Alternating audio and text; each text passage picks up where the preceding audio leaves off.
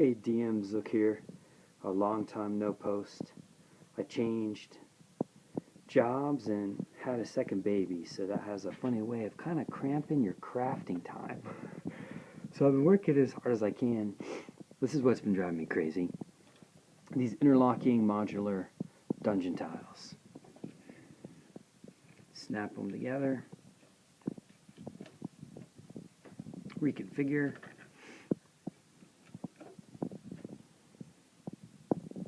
Some effects on them.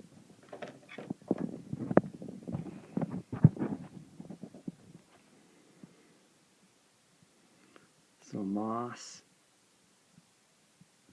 on the sides, and hopefully they'll kind of catch some of the drippy water effect. So I got the tiles from the Dungeons and Dragons board game system, and they're also compatible with the same tiles you can get in Dungeon Command. So a word about gridless.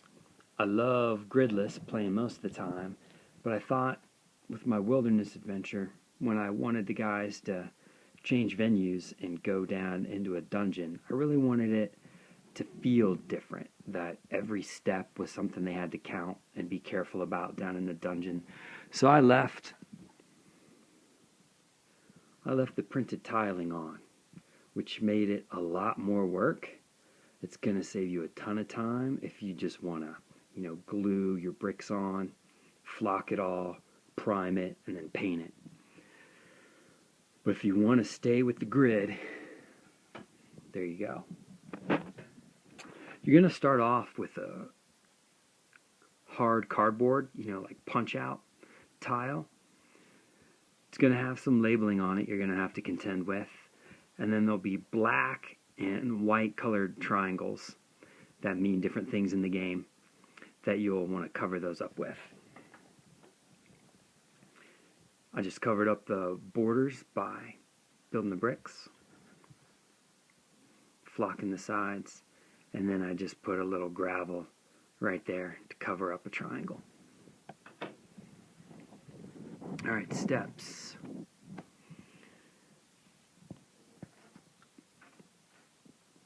Those little polystyrene blocks, they're actually not bad. You get about 300 for $15 at Michael's or Hobby Lobby. I used a glue gun finally to start gluing them down. I tried using Eileen's craft glue or Elmer's glue, and it just took forever. Another step was to break up the cardboard line around the tile. I hit it with a Sharpie. I didn't want to mess with painting it because that would thicken the edges and the puzzle pieces might not fit that well together. I did it while I was watching TV. Oh, while I'm thinking about it, the most important thing when you're building these is make sure that the edge of your tile is flush with your bricks, because if they're over a little bit and the other one's over a little bit, they won't latch. They won't puzzle piece together. Yeah, you have a little gap in there, but hey, that's where all the blowguns and arrows shoot through. For flock, just plain old sand I found in the gutter after the rainstorm outside. Regular Elmer's glue. For paint, Walmart pewter gray for a base. Now on this, what about priming it? If you aren't worried about all the little tiny holes in the polystyrene, you can prime it and then start painting it.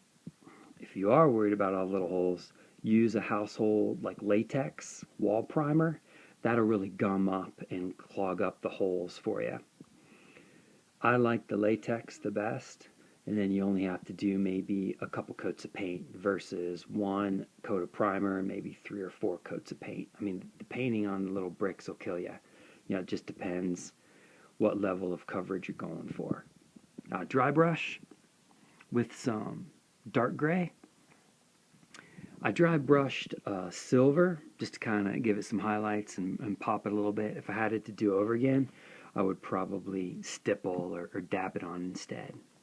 The black, even though it's kind of strong and heavy,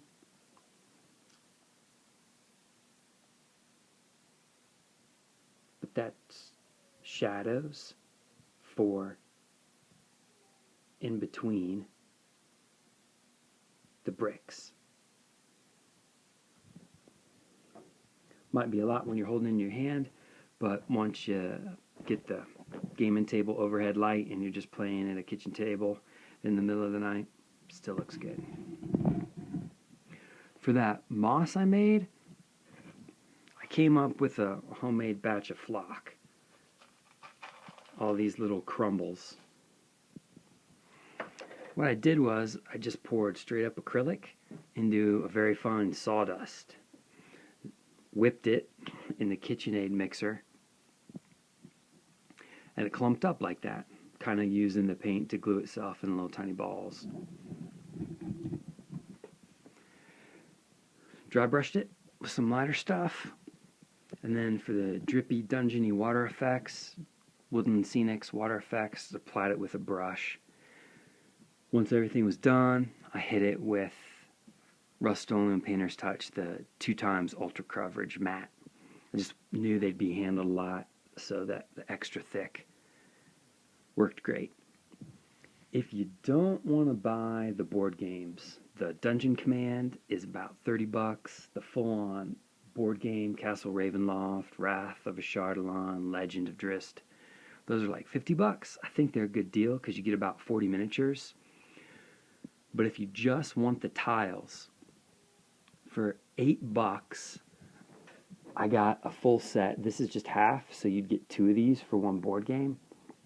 You'll get a full set of tiles for about $8, and the guy's website is augiesgamesonline.com. AUGGIES gamesonline.com. $8 in shipping, fast service. It's a less expensive route if you want to go that way. Alright, so what does it all look like when it's put together?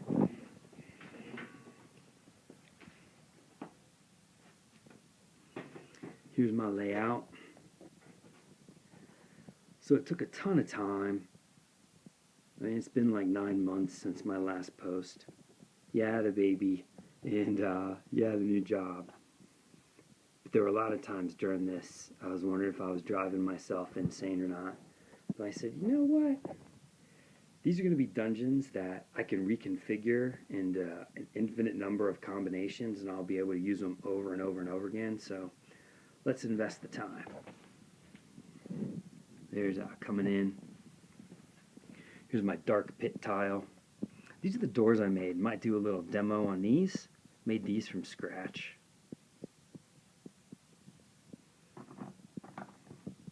Whoa, hey. Amiri's getting ready to mix it up with a couple little drakes. Go, Amiri. Some smaller closet doors. Sometimes the tiles had printing that was just kind of too cool to miss. Here in the top right corner, there's a little work table with a bunch of tools on it. You have your coffin scattered around.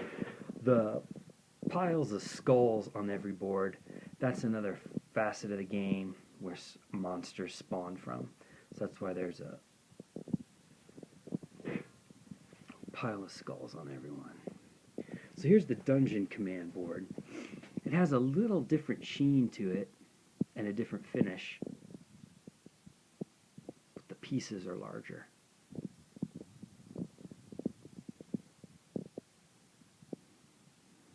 And there you have it. Dungeon. Alright, thanks for watching. Go Crafters Go.